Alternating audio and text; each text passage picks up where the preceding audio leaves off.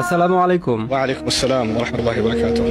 একজন লোক যিনি 5 ওয়াক্ত নামাজ আদায় করেন, রমজান মাসে রোজা রাখেন, আর তিনি ওমরাও করেছেন এবং তিনি তাহাজ্জুদ নামাজও পড়েন। কিন্তু যখন তিনি একাকী সময় কাটান তখন কিছু খারাপ কাজ করেন যা ইসলামে নিষিদ্ধ। আর এর পরেই তিনি তার ভুল বুঝতে পারেন এবং আল্লাহর কাছে কান্নাকাটি করে ক্ষমা প্রার্থনা করেন। এরপর 3-4 দিন তিনি সেই খারাপ কাজগুলো করেন না, বরং ভালো কাজ করেন। এরপর আবার খারাপ কাজ করেন, এরপর আবার ক্ষমা চান। এমনভাবে পুনরাবৃত্তি হতে থাকে। কিভাবে এই অবস্থা থেকে উত্তরণ করা যাবে এবং তার তাকওয়া বৃদ্ধি করা যাবে? আপনার প্রশ্নের জন্য অনেক অনেক ধন্যবাদ, কারণ শুধুমাত্র একজনের নয়, এটি অসংখ্য মানুষের প্রশ্ন। অনেক ধন্যবাদ আপনাকে। খুবই বিচক্ষণতাপূর্ণ প্রশ্ন, মাশাআল্লাহ। আমি এই ব্যাপারটিতে বলার চেষ্টা করছি এবং এই ব্যাপারটি নিয়ে আমি অনেক অনেক বক্তব্য দিয়েছি। পাপের আবর্তন, পুনরাবৃত্তি, এমনকি ভালো মানুষেরা যারা নামাজ পড়ে, কোরআন তেলাওয়াত করে আর উমরা বা অন্যান্য ইবাদতও করে, কিন্তু একই সাথে তারা তাদের একাকী সময়ে কিছু কিছু বাজে অভ্যাস ত্যাগ করতে পারে না। এই সমস্যার দুইটি অংশ আছে, একটি হলো আধ্যাত্মিক, আরেকটি মানসিক। আমাদেরকে উভয় দিকেই নজর দিতে হবে। আমি মানসিক দিকটি নিয়ে শুরু করতে চাই, কারণ বেশিরভাগ সময়ই যখন এই ধরনের আলোচনা হয় তখন আমরা মানসিক দিকটিকে গুরুত্ব দেই না, শুধুমাত্র আধ্যাত্মিক বিষয়ে কথা বলি। এই কারণে আমি মানসিক দিকটি নিয়ে কিছু কথা বলতে চাই। আপনাকে এটা বুঝে নিতে হবে যে মনোবিজ্ঞানে একটা পরিভাষা হলো ট্রিগার। সহজে বলতে গেলে নির্দিষ্ট কিছু অবস্থায় আপনার মস্তিষ্কের নির্দিষ্ট কিছু রাসায়নিক নিঃসরণ আপনাকে বাধ্য করে নির্দিষ্ট কিছু কিছু কাজ করার জন্য। একটা উদাহরণ দিচ্ছি।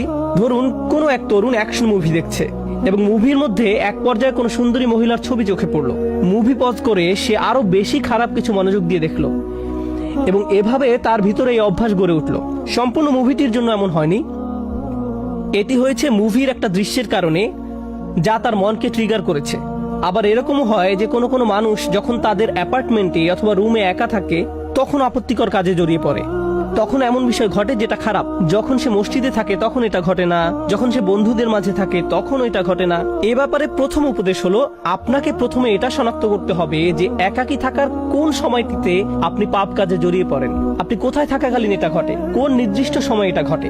আর আপনি যদি এই সমস্যা ঘটার স্থান, সময় এবং পরিস্থিতিগুলোকে শনাক্ত করতে পারেন, তখন আপনাকে এই পরিস্থিতিগুলোকে পরিবর্তন করার চেষ্টা করতে হবে।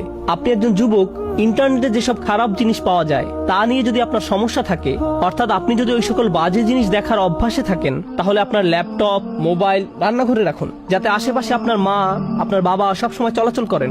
এগুলো আপনার রুমে রাখবেন না। আর অভিভাবকদেরকে বলছি, ঘরের মধ্যে এই জিনিসগুলোকে দৃশ্যমান স্থানে রাখুন। এগুলো আমাদের সন্তানদেরকে ধ্বংস করে দিচ্ছে। এখন আসুন এই সমস্যার আধ্যাত্মিক দিকটি আলোচনা করি। মানুষের জন্য এটা স্বাভাবিক যে সে তওবা করবে এবং পুনরায় সেই পাপ করবে, কারণ আমরা খাত্তাউন। আল্লাহ রাসূল সাল্লাল্লাহু আলাইহি সাল্লাম আমাদের বৈশিষ্ট্য বর্ণনা করছেন, খাতিউন নয়, কুল্লু বানি আদামা খাত্তাউন। আর খাত্তা হলো সিগাতুল মুবালাগা, যা দিয়ে অতিশয্য বুঝায়। সহজ ভাষায় এর অর্থ হলো এমন ব্যক্তি যে ভুল করতেই থাকে, ভুল করতেই থাকে, ভুল করতেই থাকে। যেমন খাব্বাজ রুটি বানাতেই থাকে, খাত্তা বারবার ভুল করে যেতেই থাকে। এরকম ঘটতে পারে, এটা অনিবার্য যে কিছু পাপ বারবার ঘটে থাকে, এরকম ঘটতে পারে। কিন্তু যদি আপনার মনের কোণে এরকম কোনো চিন্তা থাকে, যে মুহূর্তে আমি তওবা করছি 3 সপ্তাহ পরে তো সেই পাপটি আমি আবার করবই, যদি আপনার মনের কোণে এই ধরনের কোনো চিন্তা থাকে, তাহলে লাইসাতিত তাওবাতু লিল্লাযিনা ইয়ামালুনা সাইয়্যাত, তওবা এমন ধরনের লোকদের জন্য নয় যারা নিয়মিত খারাপ কাজ করে। আল্লাহ বলেন, ওয়ালাম ইউসিররু আলা মা ফাআলু, তারা নিজেদের কাজকর্মের জন্য হঠকারিতা প্রদর্শন করে না। অন্যভাবে বলতে গেলে আপনাকে একনিষ্ঠভাবে জেনে বুঝে মৌখিক প্রতিজ্ঞা করতে হবে যে আমাকে এই কাজটা বন্ধ করতেই হবে। এরকম না যে আপনি একবার কান্নাকাটি করলেন, এরপর আল্লাহর কাছে বললেন আমি অত্যন্ত দুঃখিত, আমি বিশ্বাস করতে পারছি না যে এই কাজটা আমি করেছি, আর আবার একই কাজ করেন।